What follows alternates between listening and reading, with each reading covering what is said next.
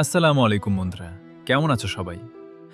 আজ তোমাদের সামনে আমি ইসলামের ইতিহাসের এমন এক রোমাঞ্চকর এবং অলৌকিক ঘটনার গল্প নিয়ে এসেছি, যা শুনলে তোমরা যেমন অবাক হবে, তেমনি জীবন সম্পর্কে এক গভীর শিক্ষা লাভ করবে।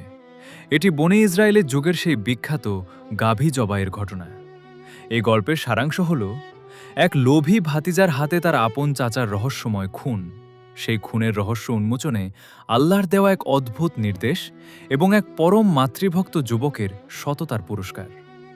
বন্ধুরা, চলো তবে মূল গল্পে ফিরে যাই। বনি ইসরায়েলীদের মধ্যে আমিল নামে এক অতি ধনকুবের বৃদ্ধ বাস করতেন।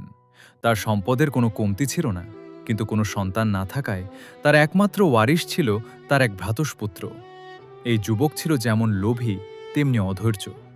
সে চিন্তা করল, চাচা তো সহজে মরছেন না, এত সম্পদ আমি কবে ভোগ করব? সম্পদের নেশায় অন্ধ হয়ে সে এক রাতে নিজের আপন চাচাকে গলা টিপে হত্যা করল।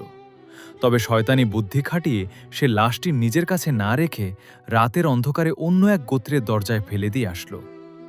পরদিন সকালে সে নিজেই বড় বিচারক সেজে বিলাপ করতে শুরু করল এবং ওই গোত্রকে খুনি সাব্যস্ত করে যুদ্ধের হুমকি দিল।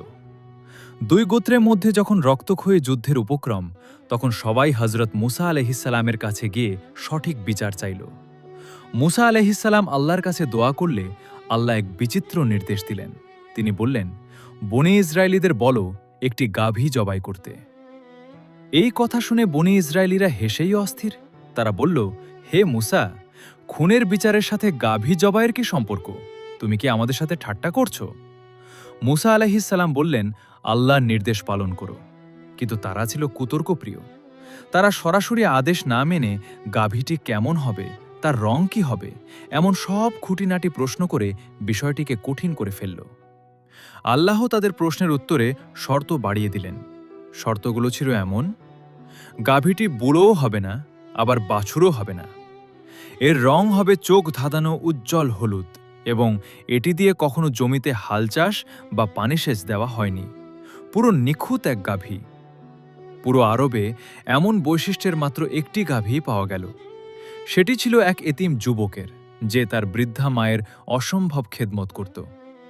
একবার এক ব্যবসায় বিশাল লাভের সুযোগ পেয়েও মায়ের ঘুমের ব্যাঘাত ঘটবে বলে সে চাবি নেয়নি এবং সেই লাভ ত্যাগ করেছিল। তার এই ত্যাগের প্রতিদান দিতেই আল্লাহ বনি ইসরায়েলের জন্য তার গাভীটি কেনা আবশ্যক করে দিলেন। বনি ইসরায়েলীরা সেই যুবককে গাভীটির ওজন পরিমাণ স্বর্ণ দিয়ে সেটি কিনতে বাধ্য হল। গাভীটি জবাই করার পর আল্লাহর নির্দেশে তার একটি গোশতের টুকরো দিয়ে মৃতদেহে আঘাত করা হল। সাথে সাথে এক অলৌকিক দৃশ্য দেখা গেল। সে মৃত বৃদ্ধ আল্লাহর হুকুমে জীবিত হয়ে উঠে বসলেন এবং সবার সামনে হাত তুলে তার খুনি ভাতিজাকে দেখিয়ে দিলেন। এরপর তিনি পুনরায় মারা গেলেন। এভাবেই এক নিগূঢ় রহস্যের সমাধান হল। রেফারেন্স: সূরা আল বাকারা, আয়াত ৬৭ থেকে ৭৩।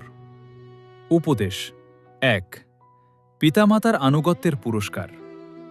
সেই এতিম যুবক কেবল মায়ের প্রতি তার অসীম মমতার কারণে দুনিয়াতেই বিশাল সম্পদের মালিক হয়েছিল। মনে রাখবে, পিতামাতার দোয়া মানুষকে কখনো বিফল করে না। ২. অহেতুক কুতর্ক বর্জন। আল্লাহ যখন কোনো সহজ নির্দেশ দেন, তখন তা নিয়ে বেশি খুঁটিনাটি করা বোকামি। বনি ইসরায়েলীরা কুতর্ক করে এটি সহজ কাজকে নিজেদের জন্য কঠিন করে ফেলেছিল। ৩. অপরাধ কখনো চাপা থাকে না। মানুষ হাজার চেষ্টা করলেও তার পাপ লুকাতে পারে না। আল্লাহ কোনো না কোনোভাবে সত্য প্রকাশ করবেনই। আজকের মতো এখানেই শেষ করছি বন্ধুরা। আশা করি এই গল্পটি তোমাদের অনেক ভালো লেগেছে।